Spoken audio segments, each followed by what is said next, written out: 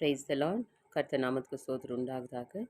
இன்றைய கர்த்தருடைய வார்த்தை என்னன்னு சொல்லி நாம் பார்க்கும்போது, உபாகம் 28வது அதிகாரம் 11வது வார்த்தை நாம் பார்க்கலாம். Deuteronomy chapter 28 verses 11 நாம் பார்க்கலாம். உனக்கு கொடுப்பேன் என்று கர்த்தர் உன் பிதாக்களுக்கு ஆணையிட்டு தேசத்தில் கர்த்தர் உன் கர்ப்பத்தின் கனியும் உன் மிருக ஜீவன்களின் பலனிலும் உன் நிலத்தின் தனியிலும் உனக்கு பரிபூர்ண நன்மை உண்டாக்க கட்டளையிடுவார் அப்படின்னு சொல்லி நாம் பார்க்கிறோம். ஹல்லேலூயா.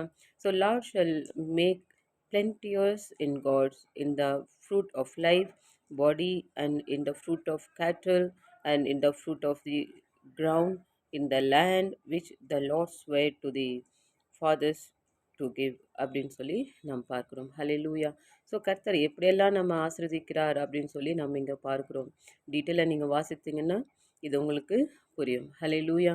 ஸோ பிதாக்களுக்கு ஆணையிட்ட பிரகாரம் மிருக ஜீவன்களிலும் பலனிலும் நிலத்திலும் கனியிலும் பரிபூர்ணமாக உண்டாக்க கட்டளையிடுவார் அப்படின்னு சொல்லி நாம் பார்க்கிறோம். ஹல்லேலூயா.